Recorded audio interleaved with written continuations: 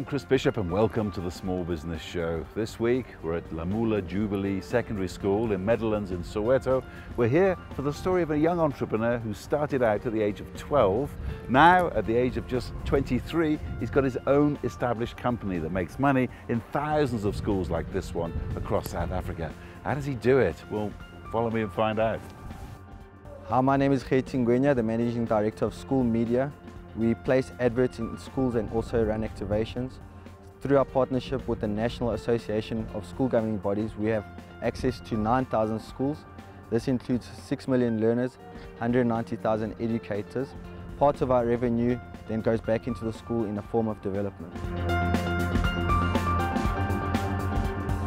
Thanks for joining us on the Small Business Show, Khethi Ngwenya. So your roots as an entrepreneur go way back to when you were very small. Just tell us how you started. Well, I started my aunt had a shop in Dobsonville, and during school holidays I used to go there and help her out. And during Christmas times, because it was a longer holiday, we sold firecrackers, and I opened my own store and started selling firecrackers in December. I loaned money from my mom to get the capital at that time, and then sold firecrackers during school holidays. And how old were you then?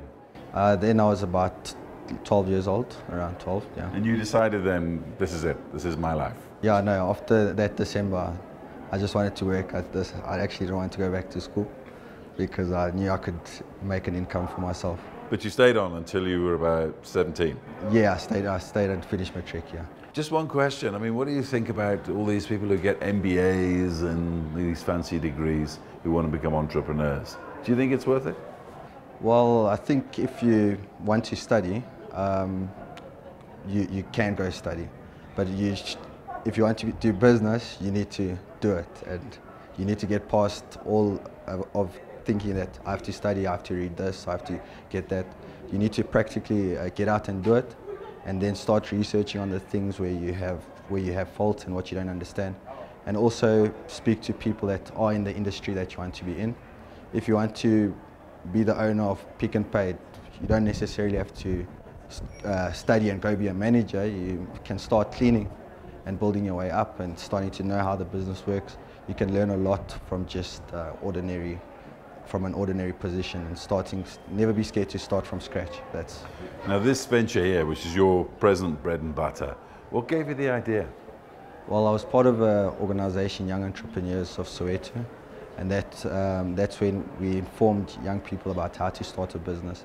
And I saw how practical information on how to start a business and the kids starting their own shoe cleaning service, then I saw you could do a lot. So this business is based on that sort of kind of model where I'm trying to get the relevant information and opportunities for young people directly to them in schools. Just give us a brief outline. How does it work?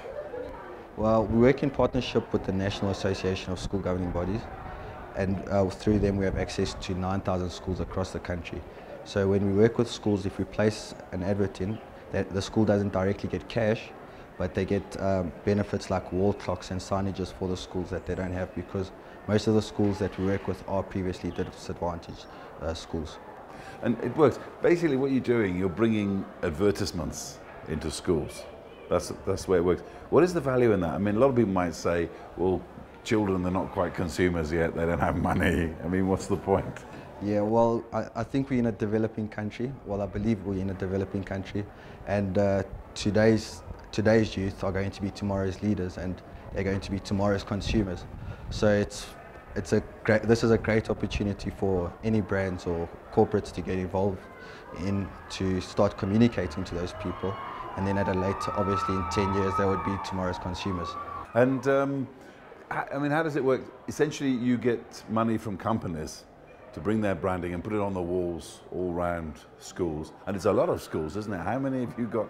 We've got access to 9,000 schools across South Africa. And we can place material from A1 size to even 6 meter by 2 meter wall murals that can be placed in the schools. And we also do a bit of branded products, so anything to develop the schools as well. So branded benches we've done in the past for clients. We've done soccer goals for Adidas South Africa. and the kids are engaging and starting their own initiatives with that. Because it must have been quite a mission for you to go to the you went to the education department of this country and say, excuse me, I'm a young entrepreneur, I've got this idea of putting adverts in 6,000 schools across the country. What was the reaction like when you went to them? They actually opened up and said, look, there's quite a few guys that want to do this. There's schools in prime areas where big companies, at that time, those companies were very big, but we managed to build relationships with them. But what they said mainly, you'd have to speak to the school governing bodies. We can't really say. We provide teaching. We need to ensure that quality learning and teaching takes place, and the governance of the schools, that would fall under them, because that would be raising funds on behalf of the schools. So that's how we then started speaking to the school governing bodies. We just heard the school bell go there, so we know where we are. But what are the difficulties of this business? I think we've been going on. There's mainly clients and getting people to start using the product, but no one has said no. Just securing clients, it's mainly the difficult part, because coming from a background where I'm just straight out of school and gotten into a business, I don't have much of a wide network of corporates that I can talk to and get that business in. But it's building slowly, and it's getting easier over the years, because people are starting to know us, they're starting to see us around, they're starting to see our work, and other clients refer us to other clients, and it gets better all the time. And we are able to do change at the same time in the schools. They're getting developed as well through our campaigns, and the kids are getting exposure. And also, how many of these sort of adverts would you estimate are on the school walls of the country that are down to you? Currently, it depends on the clients that we have. Sometimes we don't like to bombard the school with information at the same time, but we usually allow a maximum of about 6 different campaigns in a school. So that would be about 2 posters per campaign, so it's around 12. And then depending on wall murals, it's only also 2 per school. Now your company, School Meters, give an idea of the size of it and what sort of turnover we're talking about, annual turnover. Well, currently our turnover is growing. Yeah, in 2012 we've been growing from 1 million, and to this day it's about, at the last financial year we had about 3 million. So we relatively well. I'm not disappointed. So that's about $300,000 a year, which is quite a lot. And are you planning to grow in this country, and perhaps even take it to other countries in Africa and the continent? Yeah, of course, because I think this solution would work across South Africa, because what issues we're facing in South Africa are issues that Kenya is facing, issues that Nigeria is facing as well. So I think we've started speaking to guys in Kenya and Nigeria to see how we can build relationships and get it going there. So those are part of our plans. That is something that is going to happen. And yourself, 23 years old, still very young. This is it. You want to be an entrepreneur for life. Yeah. You want to be on the cover of Forbes magazine one day. What are your dreams and hopes for the future?